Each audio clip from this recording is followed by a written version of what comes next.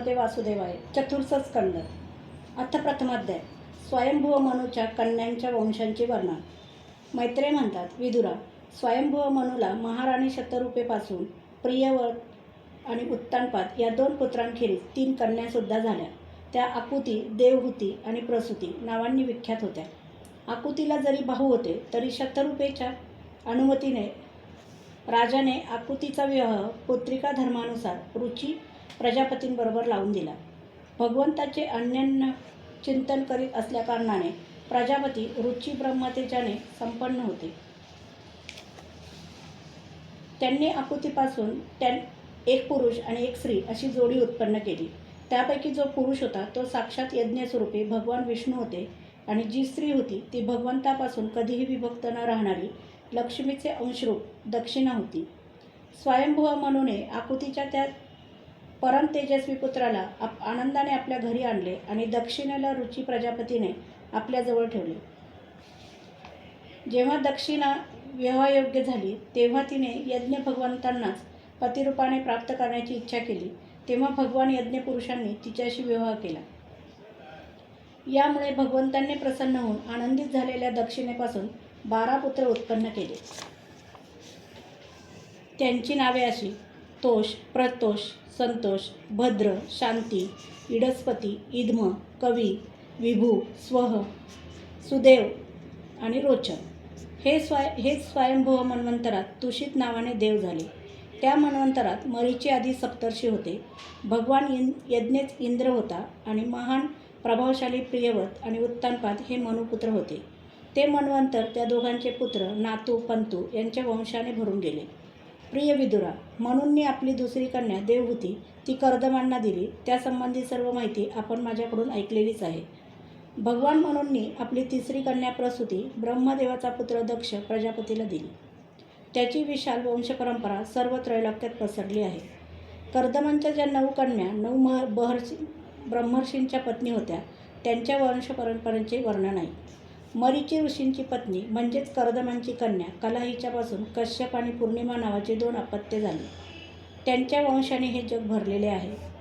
हे शत्रुंजय विदुरा, पूर्णिमेला विरज आणि विश्वक नावाची 2 मुले झाली आणि देवकुल्या नावाची एक कन्या झाली. हीच पुढच्या जगात श्रीहरींच्या चरणतीर्थापासून देवनदी गंगेच्या रूपाने प्रगट झाली. अत्रींची पत्नी अनुसया हिला दत्तात्रेय, दुर्वास आणि चंद्र नावाचे 3 परम यशस्वी पुत्र झाले. ते अनुक्रमे विष्णू, शंकर आणि ब्रह्मदेव यांचे अवतार होते. विदुराने विचारले, गुरुवर्य, जगाची उत्पत्ती, स्थिती आणि अंतःकरणाच्या या सर्वश्रेष्ठ देवांनी अत्री मुनींच्या घरी काय करण्याच्या इच्छेने अवतार घेतला ते मला सांगा. मैत्रेय म्हणाले, जेव्हा ब्रह्मदेवांनी ब्रह्मज्ञानांमध्ये श्रेष्ठ असणाऱ्या अत्रींना संतती उत्पन्न करण्याची आज्ञा दिली तेव्हा ते आपल्या पत्नीसह तप करण्यासाठी वृक्ष नावाच्या कुलपर्वतावर गेले. तेथे फुलांच्या गुच्छांनी लहडलेले पलाश आणि अशोक वृक्षाचे वन होते. तसेच तेथे सगळीकडे निर्विघ्न नदीच्या पाण्याचा खळखळाट मधुर ध्वनी करत होता.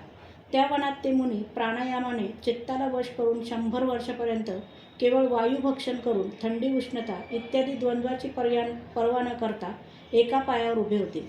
त्यावेळी ते मनोमन अशी प्रार्थना करत होते की जो कोणी संपूर्ण जगाचा ईश्वर आहे त्याला मी शरण आलो आहे, त्याने मला स्वतःसारखे संतान द्यावे. प्राणायामरूपी इंधनाने प्रज्वलित झालेले अत्री मुनींचे तेज त्यांच्या मस्तकातून निघून तिन्ही लोकांना तप्त करीत आहे असे पाहून ब्रह्मा, विष्णू आणि महादेव हे तिन्ही जगतपती त्यांच्या आश्रमात आले.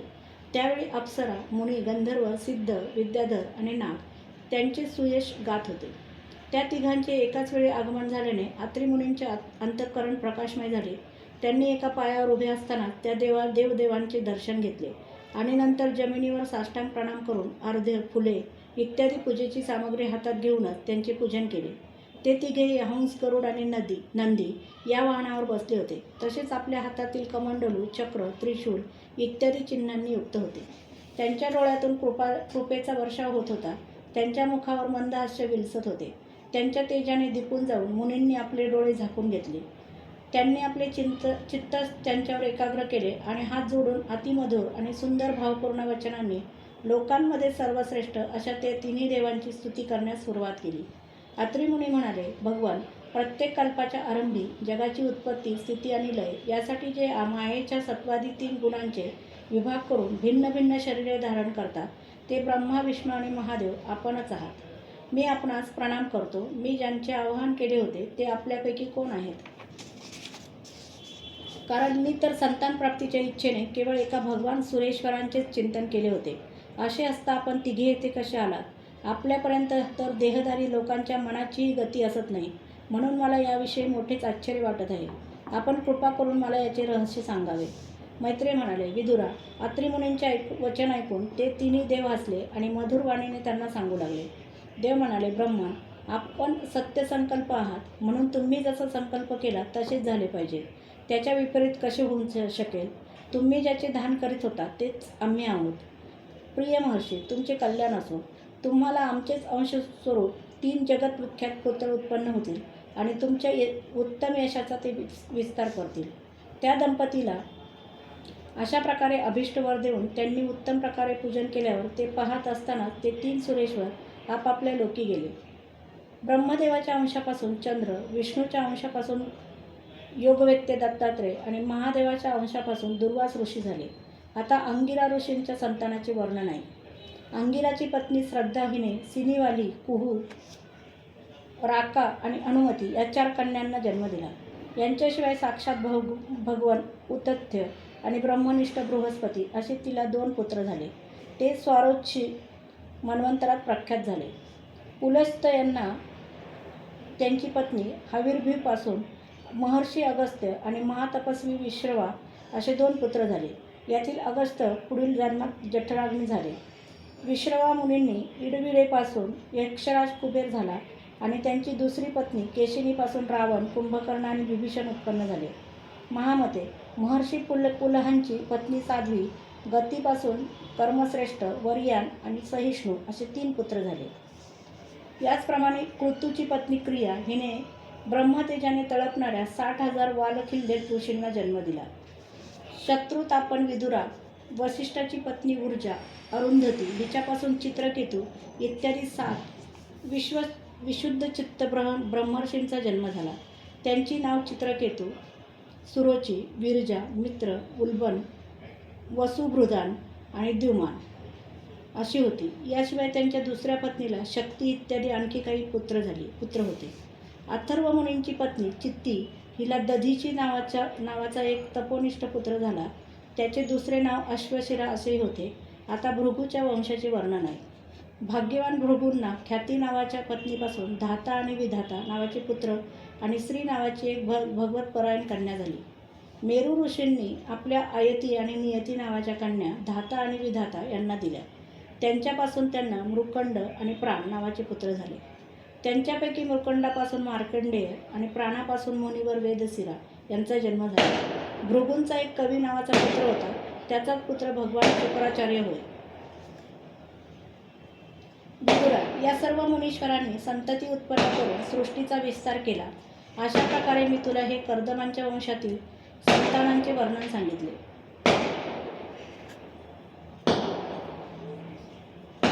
जो पुरुष हे श्रद्धापूर्वक ऐकेल त्याची मोठी पापे व कथानक तत्काळ नाहीसे करेल. ब्रह्मदेवाचा पुत्र दक्ष प्रजापतीने मनुपुत्री प्रसूतीशी विवाह केला.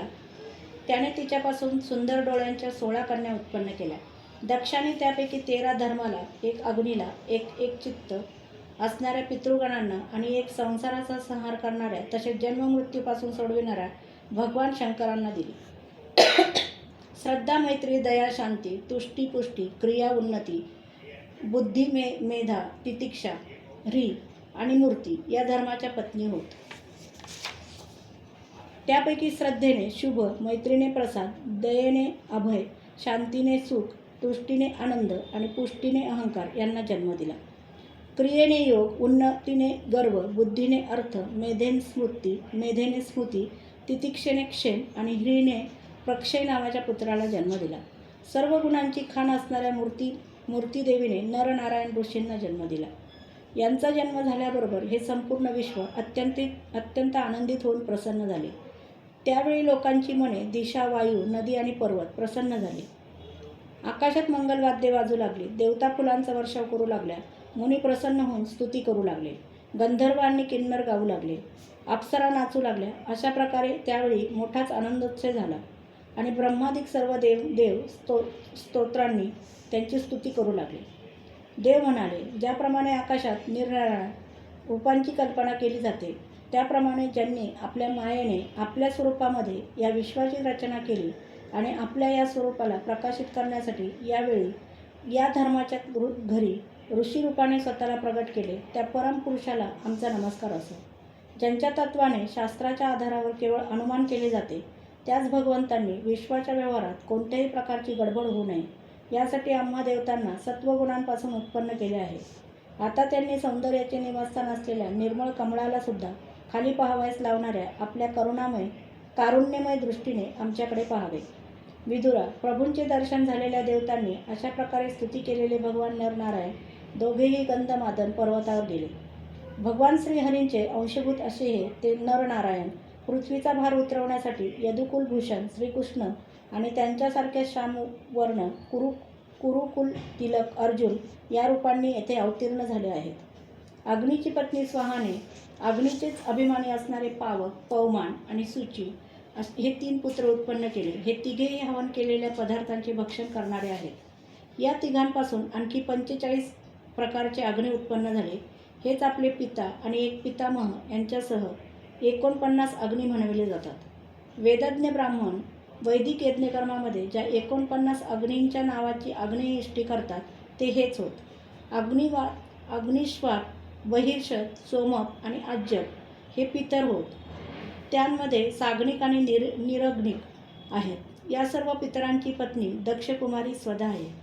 या पितरांपासून स्वधेला धारिणी आणि वयुना नावाच्या 2 कन्या झाल्या. त्या दोघी ज्ञानविज्ञानात पारंगत आणि ब्रह्मज्ञानाचा उपदेश करणाऱ्या होत्या. महादेवांची पत्नी सती होती. ती सर्व प्रकारे पतिदेवांच्या सेवेमध्ये व्यग्र राहणारी होती, परंतु तिचे स्वतःचे गुण आणि शील यांनी अनुरूप कोणी पुत्र झाला नाही. कारण सतीच्या पित्याने दक्षाने कोणताही अपराध नसताना भगवान शंकरांना प्रतिकूल असे आचरण केले होते. त्यामुळे सतीने तारुण्यावस्थेतच रागामुळे योगाने स्वतःच्या आपल्या शरीराचा त्याग केला होता. अध्याय 1 समाप्त. अथ द्वितीय अध्याय. भगवान शिव आणि दक्ष प्रजापती यांचा द्वेष. विदुरांनी विचारले, ब्रह्मन, प्रजापती दक्ष यांचे तर कन्यांवर प्रेम होते. मग त्यांनी आपली कन्या सती हिचा अनादर करून शीलवानांमध्ये सर्वश्रेष्ठ श्री महादेवांचा द्वेष का केला? महादेव तर चराचरांचे गुरु, वैररहित, शांतमूर्ती, आत्माराम आणि जगाचे परम आराध्य दैवत आहेत. त्यांच्याशी कोण आणि का बरे वैर करेल? भगवान त्या शशूर आणि जामात असलेल्या यांच्याकडे इतका विद्वेष कसा उत्पन्न झाला, ज्यामुळे सतीने आपल्या सोडण्यास कठीण अशा प्राणांचाही त्याग केला, हे आपण मला सांगावे. मैत्रेय म्हणाले, विदुरा, पूर्वी एकदा प्रजापतींच्या यज्ञात सर्व मोठमोठे ऋषी, देवता, मुनी आणि अग्नी आपापल्या अनुयायांसह एकत्र आले होते. त्यावेळी आपल्या तेजाने सूर्याप्रमाणे प्रकाशमान असल्यामुळे त्या विशाल सभाभवनातील अंधारधूप करणाऱ्या दक्षांना आलेले पाहून ब्रह्मदेव आणि महादेवाव्यतिरिक्त ऋषी, अग्नी इत्यादी सर्व सभासद त्यांच्या तेजाने प्रभावित होऊन आपापल्या आसनावरून उठून उभे राहिले. अशा प्रकारे सर्व सभासदांच्याकडून चांगल्या प्रकारे सन्मान प्राप्त झालेले तेजस्वी दक्ष जगतपिता ब्रह्मदेवांना प्रणाम करून त्यांच्या आज्ञेने आपल्या आसनावर बसले. परंतु महादेवांना पहिल्यापासून बसून राहिलेले पाहून आपला अनादर केला असे वाटून दक्षांना त्यांचा हा व्यवहार सहन झाला नाही. त्यांनी त्यांच्याकडे तिरप्या नजरेने अशा रीतीने पाहिले की जणू त्यांना ते क्रोधाग्नीने जाळून टाकतील. नंतर ते म्हणाले, देव आणि अग्नींसहित समस्त ब्रह्मर्षीगण हो, माझे म्हणणे ऐका. मी हे अज्ञानाने किंवा द्वेषाने म्हणत नाही, परंतु शिष्टाचार काय आहे ते सांगतो. हा निर्लज्ज लोकपालांच्या पवित्र कीर्तीला धुळीला मिळवत आहे. या घमेंडखोराने सत्पुरुषांनी आचरलेल्या मार्गाला लांछन लावले आहे. मर्कटासारखे डोळे असलेल्या याने सत्पुरुषांप्रमाणे माझ्या सावित्रीसारख्या मूढनयना पत्नीचे, पवित्र कन्येचे अग्नी आणि ब्राह्मणांच्या समक्ष प्राणीग्रहण केले होते. त्यामुळे हा मला पुत्रासमान आहे. याने उठून उभे राहून मला प्रणाम करायला हवा होता, परंतु याने वाणीने सुद्धा माझा सत्कार केला नाही. अरे रे, क्षुद्राला वेद शिकवावेत त्याप्रमाणे मी इच्छा नसतानाही याला आपली सुकुमार कन्या दिली.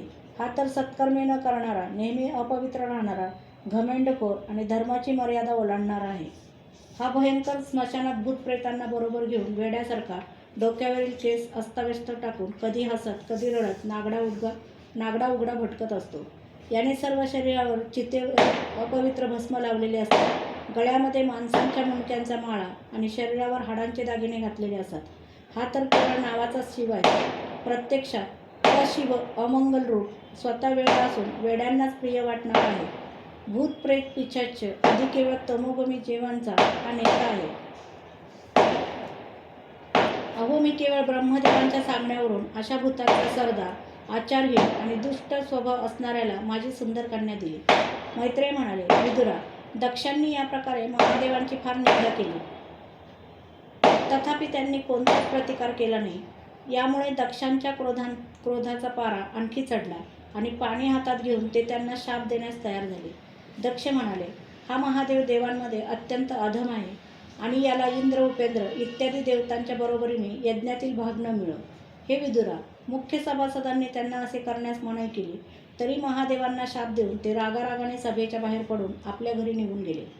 श्री शंकराच्या गणांमध्ये अग्रगण्य असणाऱ्या नंदीश्वराला जेव्हा दक्षाने शाप दिलेला कळला तेव्हा तो अतिशय संतापला आणि त्याने दक्षाला तसेच दक्षाच्या दुर्वचनांना मान्यता देणाऱ्या ब्राह्मणांना भयंकर शाप दिला. तो म्हणाला, जो या मर्त्य शरीराचा अभिमान बाळगून कोणाचाही द्रोह न करणाऱ्या भगवान शंकरांचा द्वेष करतो तो भेदबुद्धीचा मूर्ख तत्त्वज्ञानाला विन्मुख राहील. हा चातुर्मास्य यज्ञ करणाऱ्याला अक्षय पुण्य प्राप्त होते इत्यादी अर्थवादरूप वेदवाक्यांनी मोहित आणि विवेकभ्रष्ट होऊन विषय सुखाच्या इच्छेने क्षुद्र धर्ममय अशा गृहस्थाश्रमात आसक्त राहून कर्मकांडातच मग्न असतो. याची बुद्धी देहादिकांमध्ये आत्मभाव मानणारी असल्याने हा आत्मस्वरूपाला विसरलेला पशु आहे. हा अत्यंत श्रीलंपट होऊन लवकरच त्याचे तोंड बोकडासारखे होईल. कर्ममय अविद्येला विद्या समजणारा हा मूर्ख आणि जे याच्या मागे लागून भगवान शंकरांचा अपमान करणारे आहेत ते सर्व जन्ममरणरूप संसार चक्रात पडून राहोत. वेदांच्या फलश्रुती रूप फुलांनी सुशोभित आणि कर्मफलरूप मनमोहक सुगंधाने ज्यांचे चित्त मोहित झाले आहे असे शंकरद्रोही कर्माच्या जाळ्यातच अडकून राहोत.